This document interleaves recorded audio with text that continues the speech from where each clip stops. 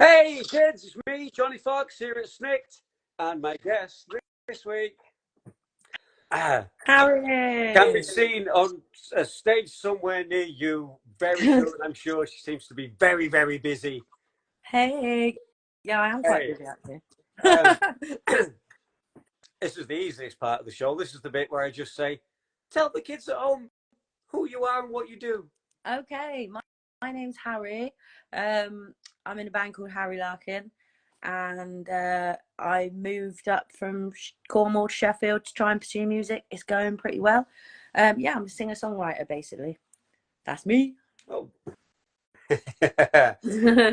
so, so singer-songwriter, but it's a band. You're a five-piece at the moment, right? Yes, so this is something that it is. I understand why it's so confusing because it's my name. My name is not Harri Larkin. My name's Harriet. No one calls me that though. Everyone calls me Harri all the time. Even like my nan wouldn't call me Harriet. I don't hate it, but they call me Haz, right? Everyone calls me Harri. And Larkin, basically I started writing under a stage name when I was 16 because I just needed that bit of confidence. I was writing about some angsty shit. I didn't want my granddad to particularly know what I was what I was venting about. And Larkin comes from, my inspiration was Joan Jett when I was younger. Her real name is Joan Larkin, and there it comes from. Fantastic. And that's the question I can cross off the list without even asking. Yeah, but the boys are a massive part of the sound now. But I've been writing under that name since I was 16 years old. Yeah. And I've taken the band, you know, that I'll write all the stuff, take it to them, they'll put their spin on it. And this is a really great core group of musicians. So I can't honestly say, it's basically my project, I call it, rather than a band. But right. Yeah, it's my songs, and they play on it. They're amazing. So again, so the songwriting process for you, is that how does that? I was going to say, is it lyrics then music, or music then lyrics? But I guess it's kind of definitely the lyrics first. And if you're taking songs to what is now the band, then.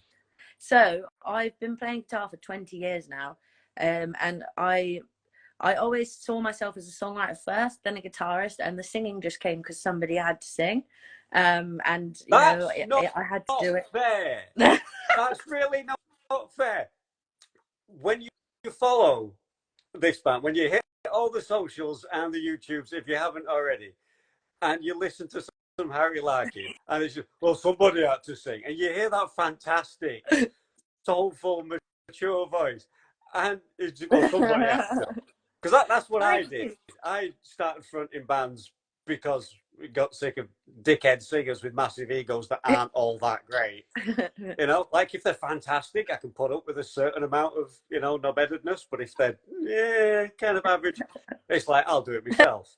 You know, it's punk rock. I can shout at people. It's not a problem. But I certainly can't sing. Certainly not like you do. Oh, thanks very much. Fair. But it all just kind of grew. Like, so I started learning guitar when I was 9.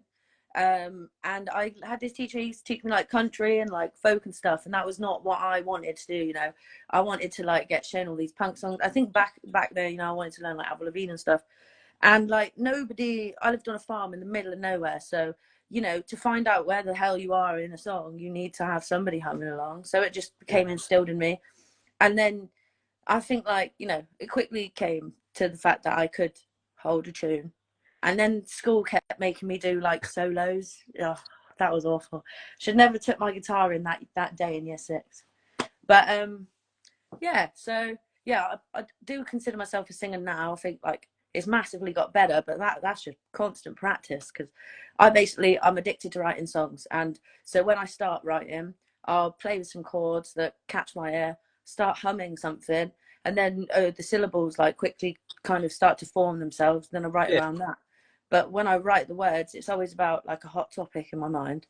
And then once I've got the full song with the structure and everything done, I take it to the band. Yeah, I was going to say the songs to me, it sounds very personal. So would you say pretty autobiographical, the majority of what you do? Yeah. And we've had the chat in the band before, you know, when we've got some recognition, they put so much effort as well. Like these are guys with full-time jobs. bassist is married, drummer's expecting a baby, and lots of bands break up all the time because, you know, life gets in the way. But there's been a lot of conversations, do we change it to like a more, you know, a more encompassing name? But we've always sort of been like, well, no, because, you know, this is my life and I will never stop making this music. And if I had to have another outlet for my music, you know, I'd have to start another band, and that would be called Harri something. And the fact is, the formula works. Yeah. But this band will always be me singing songs about my life that I've written in my bedroom, and then taking them to the guys who, you know, if you spend all your life learning the drums, I don't expect you to have been preparing to be Harri Larkin's drummer, but something along the way clicked, and they're like, I want an original artist to put my time into. You know, you don't dream about being a covers drummer. So, you know, we help each other, and it's going great. Oh, fantastic! It certainly seems to be. So we've so you briefly mentioned Joan Jett, which is absolutely fantastic. Any other major inspirations you want to throw out? Yeah, it's funny, like, because I was always massively into pop punk when I was growing up, massively, and Hayley Williams and all that. But like the Joan Jett thing, it was more about her as a person. Like I didn't actually know that I was completely just full out massively lesbian for a long time, but it was like something about it was cool. Oh, I really like your hair. She seems so androgynous. I love the way that she carries herself. It's like, yeah, she's like a massive lesbian, bro. Like kicking ass in the industry, rocking out on stage. That's what I love about Joan Jett. It's a great story. Particularly. Yeah, and I saw like the Runaways, and that just changed my life. You know, I love punk. I love strong. Well, I didn't realize that I was a strong woman. I used to be like the complete opposite at school, and music really gave me a voice, and it doing well really gave me confidence. But looking up at these like really cool, iconic women, sort of, yeah, guided the way. Musically though, it was always pop punk, Hayley Williams' voice. Yeah. And then I got turned on to like Jack Johnson, Red Hot Chili Peppers, the way that the band kind of, well, to be honest, just like the experimentation. Yeah. But like the angstiness and the grittiness that still comes through, whether I'm playing funk or I'm playing folk or I'm like singing a soft jazz song or whatever, there will always be some type of grit and angst in my lyrics or the delivery. And like I take that's from my punk and pop punk beginning. And the melodic, fantastic, seriously strong melodies in pop punk, because they ain't got that much to offer. I love pop punk still, like absolutely. Oh, that's fantastic. So I'm gonna try this one. Is there an artist that you like a lot? I won't say I don't like the term guilty pleasures. You're familiar with that? I don't really like that personally, because I'm not guilty about anything. I like what I like, and I'm quite happy with that. I don't feel ashamed of anything. But are there any artists you think you could mention that you like a lot? Maybe not a big inspiration, but just that you enjoy. Yeah, that people might be surprised to find that you like. I've got like one at the forefront of my mind. Like I don't like put them on. Well, I'm always really happy when ABBA come on. I don't know if it's like the world's guilty pleasure ABBA. I almost think that when they started, they must have been like, is this a joke? Is this like, it's supposed to be this cheesy? But obviously it's so good, and you can't pinpoint what it is that like gets people off with music. But for me, it's melody, and they've got that in spades, and harmony, melody and harmony. So I don't really care what they're singing about, or if there's like a cheesy synth and they're dancing with their flares. I don't mind. The content's good. It'll be in your head for the next week after you've heard one, wherever you hear it, in the supermarket or whatever. So that's a good song. Yeah, it's a good song. So yeah, I like everything, and a lot of artists nowadays do like everything, and it spans so many different genres, and that's why I think, you know, music is regenerative, and you can keep creating.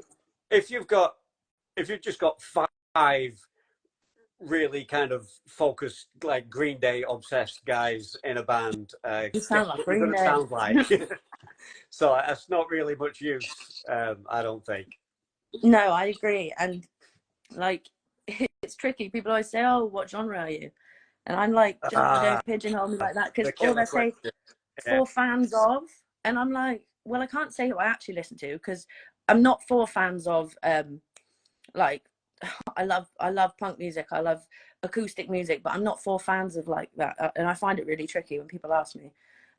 We sort of settled on like my new single. People keep saying it sounds like Crawlers. Yeah, but if you listen to my set, you would never ever say that I sound anything like Crawlers, but because we did Dopamine and Oxygen, and they're a bit more grungy, and I'm a girl at the front, and it's just like, oh well, you must be Crawlers then. It's tricky. Like, yeah.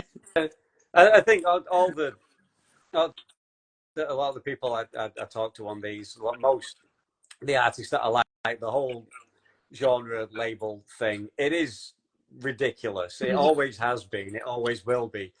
We have to come up with something to work within the industry and try and sell the shit, but nobody really likes it. And it's tricky as well, because like you want to get on a playlist, you might want to get on a bill. And I, you know, back in the day, people always used to be like, "Oh, you're all girls. We're putting a female fronted night," and now that's all like you can't do that now. But funnily enough, that actually worked well for me, because whenever people put me on because I was a girl, I would be quite good in the pool that was put on. So like that's never been a problem for me, that whole female fronted thing. I feel like it's actually definitely helped. Because especially nowadays, people sort of build bills and then they go, "Oh, there's no women on here. Who's the token woman?" They're like, "I know a girl. I know a girl called Harri. We're all happy here. It's a girl with a bloke's name. Get her on the bill." Well, I forgot the question. Oh yeah, what do we sound like? All of that. Yeah, It's tricky to pigeonhole it. But yeah, for playlists and stuff, you've got to know who you like. You got to know what your target audience is. And I don't know what my target audience is. No, I wouldn't. I have genuinely had a very good listen to the stuff. I don't do this for shits and giggles or just to try and get something for me. I only reach out to people after I've done a bit of research and I genuinely think they'd be interesting, fun to talk to, and I actually like the art that they produce, whatever that is, if it's music, photography, or whatever I get on here. And I was thinking about asking, I was like, but because it is tricky, I can hear in what you've recorded so far that there's a lot going on. I can hear a huge melting pot of influences. I listen, like, oh, it's a bit like this, it's a bit like that, it's a bit like the other, and I know that can be tricky, but that's what will always appeal to me. That's what I tried to do when I was in bands. I've told the story before. We kind of got the management sniffing around, kind of tap on the shoulder. But the guy actually, what I thought was the best thing about the band is we kind of straddled genres and were certainly not, I thought, not boring to listen to. And the guy was like, "I've heard a lot of different stuff on that stage tonight." And I'm like, "Yeah, good, isn't it?" Yeah, man. That's the thing. "You're better at one than the others. I'm going to come back and see you in 6 months and see if you've worked out which one you should be playing." That would offend me. I'd play them all. It's like, I'd play them all. mother, fuck that. No. Well, never mind. A lot of it is like, some of my friends and some just people in general, they have a mission to sort of climb the ladder, and fair enough. Like, if you've got a dream, go for it. But for me, it's like, if I wasn't a musician and I was like a builder or a nurse or anything, or just down the shop working, I would be writing no matter what. And so for me, it's just so much fun. It's so cathartic that I'm experimenting. Like, I'm never going to reach this destination and be like, "Oh, okay, that's it. I've done music now. That's me. That song is my sound." Because, like I say, I listen to so much stuff. It would be like rude to music and culture and stuff just to like stop growing because something works. And so this song Oxygen we've put out is a massive change of pace from Get the Girl Away, which was really funky and poppy and a bit disco-y, in fact. And the next one is like this coffee shop thing. Like, we've got a bloody frugal horn on it. Is it frugal? Flugel. Is it flugel? It's not a stingy horn. Yeah. It's not frugal, but you know, it's a horn. And these are the things, like, I'm constantly opening my mind. And trust me, like, I wasn't even down with the frugal horn. It's fugal, I think, originally. But the thing is, you know, you've got to keep growing, and that's what I get from music. So to like identify myself, you know how people don't like labels on their sexuality and their gender at the same time. I feel actually more strongly that I don't want a label on my music. Call me what you want, just leave the songs alone. Fantastic. Get that on a t-shirt. That would be fantastic. So, what have I got? I actually wrote a few things down. They were a bit. Usually, I just ramble on till like the wee hours or whatever. I know I haven't got you for too long, so I've actually made notes for the first Good. time. We're going to refine. We're going to refine the content. Professional. Nice nugget. So, how about though? We've talked a fair bit about the band. You're gigging. You're actively gigging at the moment, yeah? Yeah. We just played a gig down in London.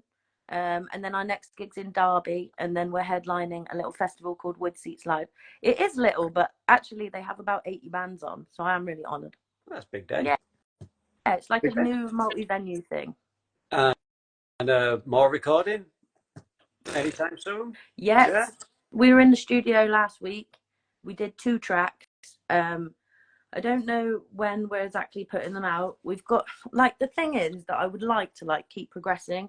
And I'm doing as much as I can on my own, like, without money involved or a label or a manager. And I don't want a manager because I've had somebody try and get really involved before and it wasn't good. It would have to be really helpful, right? And actually, I feel like I'm so focused and so driven and I do so much work every day towards it that, like, waiting to get an okay from someone actually slows me down like tenfold. So, like, going ahead, I do believe that I can get a grip on this. If my entire life is this, why can't I master the business and the music?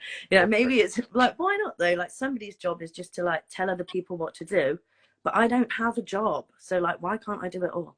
I've recently lost my job, but it's good because I feel like to take the band to the next level, which I think it deserves to be, and I moved here to take it to, like the 9 to 5, I was just constantly letting them down because I had to leave every Friday. Like, I'd have every Friday off to get to the country, like a gig around the country. It's like they got sick of it, So of all of all the places to move to, why Sheffield? So, no disrespect to Sheffield people. I'm a local guy, but Sheffield? Yeah. Well, like, especially coming from Cornwall, in summer I'm like, what have I done? But that's because it's total opposite. I wish I could have had a nice middle ground. At home, it's lovely, but it's dead. It's a farm. It's the seaside, and that's incredible. But it's good to grow up there, and it's good to die there. But in the middle, especially if you've, like, got a real passion, you need to get out there and, like, figure out who you are. And there was nowhere for me to, like, cut my teeth in the venues there. In fact, people would actively, I don't know why, people would never give me a show. I remember my dad trimming the hedges of the local pub, and they were going to pay him, and he said, would you just give Haz a gig? Don't pay me, just give Haz a gig. And I only found that out after I did the gig. Like, my dad fucking basically paid them, if you think about it. Yeah. And I got heckled at that gig by my own uncle, actually. But, like, he's the local alcoholic, so he's going to be there. And basically I didn't get anything from that. In fact, I was so crushed with all the receptions, play a cover, God, you tried writing the chorus. And I thought, Christ, like, this is horrible. If I listened to that then, I would have stopped there and then. There was no money in it, there was no joy in it, and it was just, like, creatively stifling. And I would leave feeling really upset. So I just thought, you know what, I was sat at home in the pandemic, and I'd moved to Sheffield because of an ex. And we met at music uni in Bristol, and I was sat there and I thought, God, I don't want to go back to Sheffield. I'm so homesick. I'd moved there, we'd broken up, and I was just living on my own with no friends, and the pandemic came in, and it was like, well, I'll just go back to Sheffield because I'm so lonely. I'm going mad.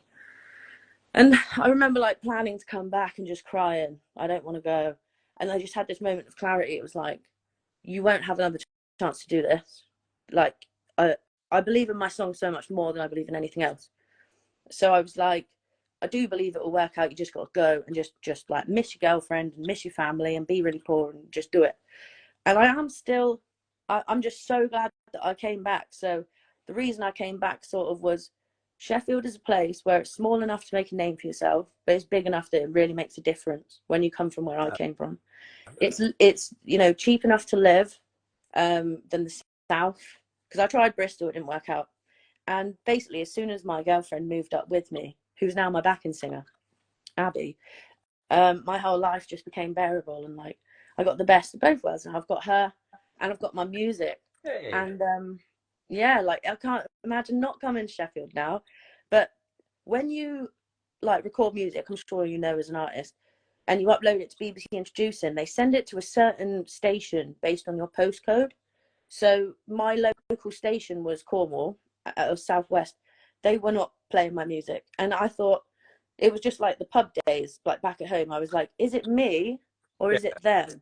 But I had such strong belief. I just thought, I need a brand new postcode. I've got to get out of here. So that's why I just went back to this city where there was a brand new clean slate. I didn't know anything about the team, who ended up like completely changing my life. So Christian Carlisle from Introducing played my entire album from the top to the bottom over the course of a year and a half. And he played some of them 4 times each, you know, and like they have a countdown of like your best tracks of the year. And I came in on the first year I was here, I came in number 14. I think track 1 was Self Esteem, who obviously went to blow up that year. And then the next year I was track 4. So the progression was like really clear. And if I hadn't have had that support, I would have never been asked to do Tramline's main stage in 2022. And I don't even know how I won that competition last year, but he put me forward. And so essentially it's like right place, right time, but you've got to risk it to like, you've got to risk something to win. And I definitely risked it. And I hope I continue to grow. Yeah. Oh, I'm sure it will. I'm sure it will. So, moving on. Right, I'm gonna jump to a part. I like to play a little bit of this or that. This or that? Yeah, so I'm just gonna throw a couple of things at you. You can pick one. Kind of quick fire. No right or wrong answers, obviously. Okay. Got nothing to lose because you've got nothing to win because I have no money for prizes for anyone, so it's fine. What a great motto. Yeah. Okay, so, let's go. So simple stuff, you know, for example, cats or dogs? Cats. Cats. Hang on. You were so disappointed. Just quickly, no, because we're on the internet, and I'm sure you know what the internet's like. So just a quick disclaimer. Just because Harri said cats doesn't mean she hates dogs. I don't hate dogs. There's not a dog hater. Don't go in all the comments saying, boycott Harri Larkin, I've seen her punch a dog in the puppy in the face or anything. It never happened. It's just a bit of fun. Just because you like one doesn't mean you hate the other. We can have both. It's just a bit of fun, kids. Right. Brett says cats. So, beer or wine? Wine. Pizza or kebab? Before I would have said pizza, now I'm going to say kebab. Oh. But not doner. Chicken. Cheese. Chicken. Good job. Okay. Country retreat or city living? You've really cornered me there. Mm-hmm. Right now, city living. Generally the other one, but there's nothing there for me right now. Maybe when I've made my money. Everyone buy my CDs so I can return.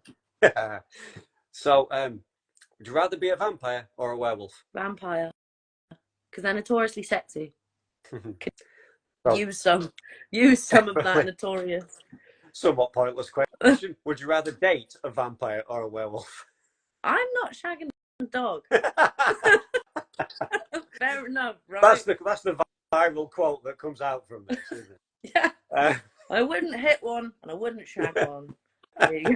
Just doesn't want anything to do with dogs. Just keep the dogs the hell away from Harri. Star Trek or Star Wars? Wars. Sorry, no wrong answers, but yeah. Dragon Ball or Pokemon? Pokemon. You'll get it on me. I could see it in your eyes. You want me to say Dragon Ball? It's just unexpected because I just expect everyone to say Dragon Ball. I don't know why I expect that, but I just do. I'm going to be real with you. I don't watch Star Trek or Star Wars or Dragon Ball or Pokemon. So, have you ever seen a UFO? Nope. Might have seen a ghost. Not sure if it was just a really anemic thin person. It was Well, if you're spending time in Sheffield, it's a true story of like, I went round to this really old house and I was with a lady and she was like, I see someone there feeding the chickens. And I was like, I saw someone too, but I think it was the old lady who's really ill from next door. And she was like, no, this is a different thing. So, you know, could have been either. Well, yeah, have you ever seen the ghost question is fucking pointless now, isn't it? Yeah. Keep jumping the gun all the time. Sorry. We've never met in real life. This is the first time we've spoken. There's some kind of weird precognitive bond going on that she keeps answering questions before I say it. I'm a talker.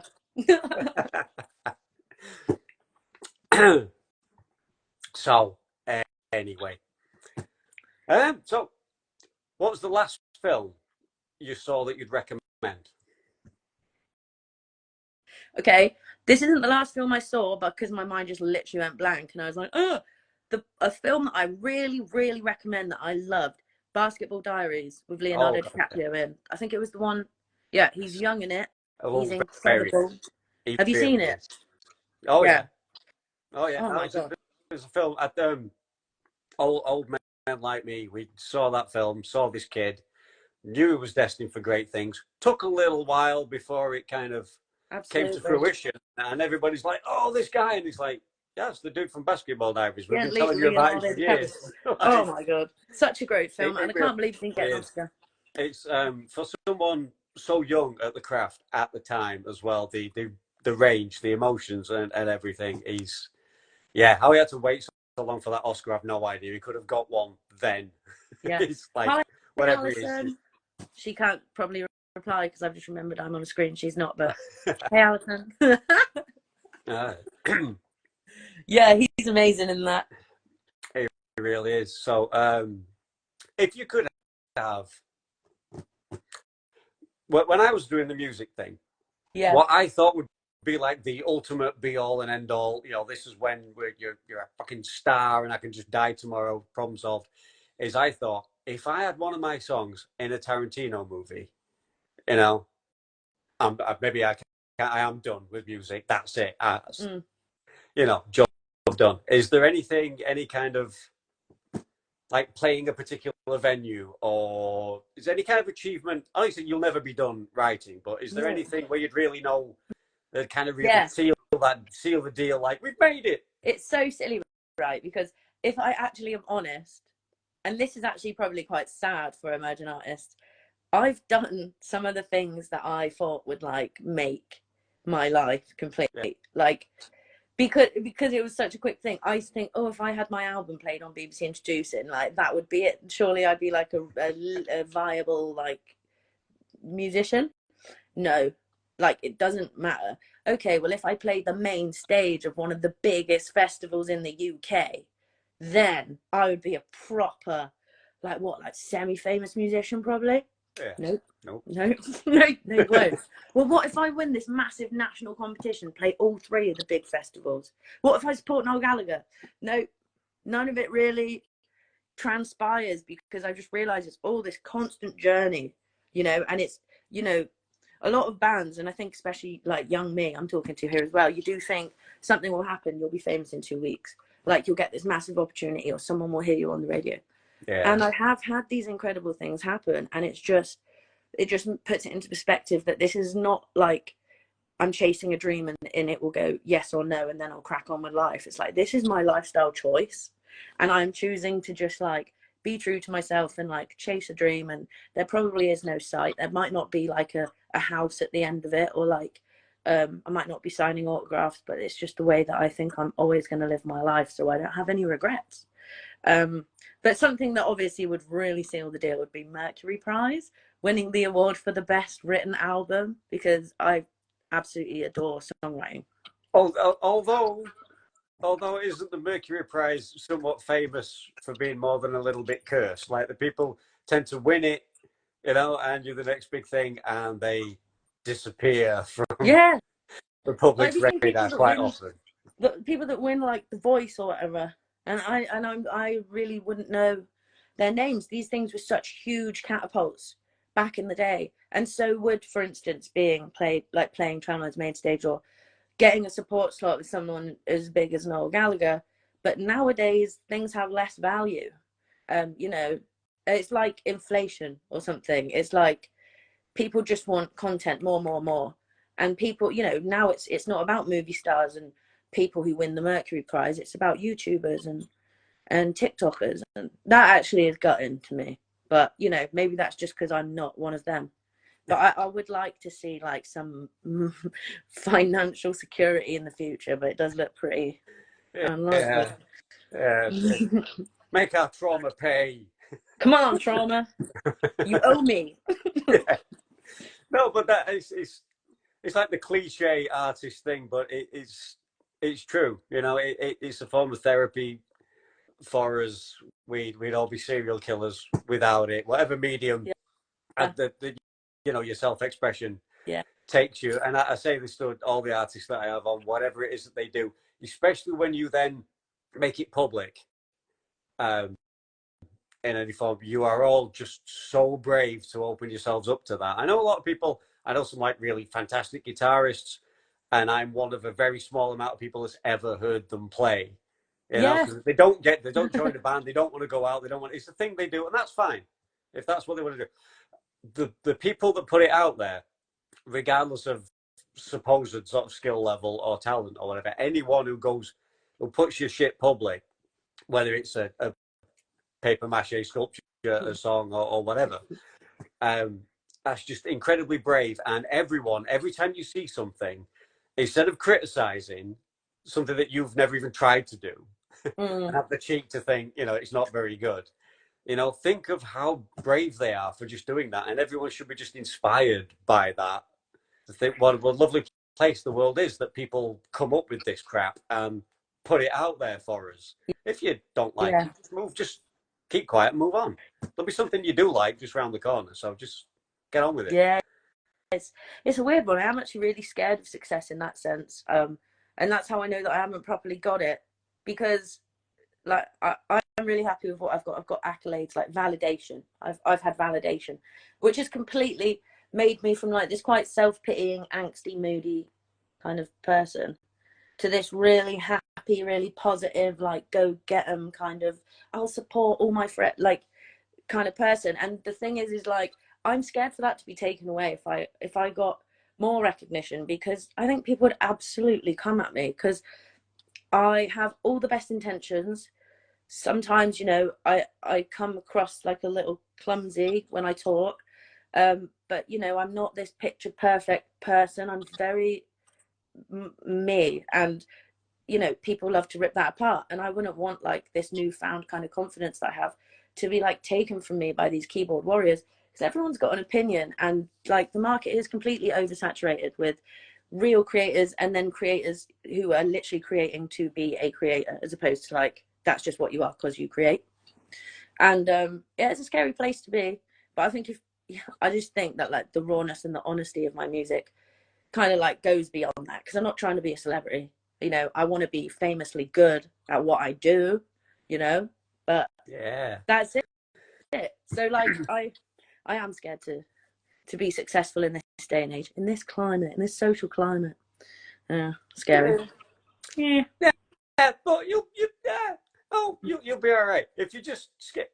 You see, because I'm going to let you go. I'm going to let you go, but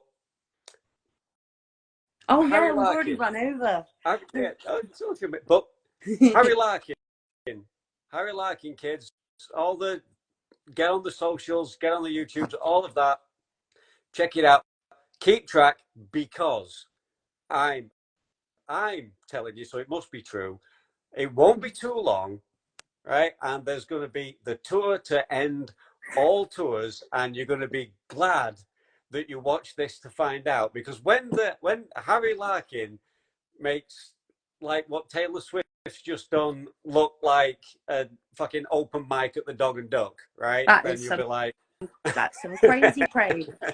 Well, I do have a lot of songs, but she is an icon in her own way now. And it's funny because I'm not a Swiftie, not like, you know, I used, like, she's been going for so long. I've heard obviously lots of her songs. Like I say, I love melody, I love harmony, But like the way she's like become this massive powerhouse, people always try and put her down. I look at her and I'm like, wow, dude. Like just someone who loves it that much. She really is talented. It's what we do. We build people up just to knock them down, and I don't know why. Neither. I don't know why we do that. Build me up, guys, but do not, for the love of God, knock me down, because I will write a song about you. But yeah, thank you so much for having me. It's lovely to have met you. Not a problem. It's been fantastic. It's been fantastic. Harri Larkin. This is the thing I do. I just keep saying it so people know. Harri Larkin. Get on it, kids. All right, bye. Bye-bye. So, that was Harri from Harri Larkin. They're going to be blowing up huge. I mean, as you heard, there's the award-winning, the contest-winning already Harri Larkin, and destined for nothing but bigger and better things, no doubt. So a bit short and sweet this week, but I think we covered everything you need to know. So I'm back next Wednesday. Next Wednesday, I'm back. I have another musical guest. You'll get the spam and the posts forthwith. Oh, until then, bye-bye.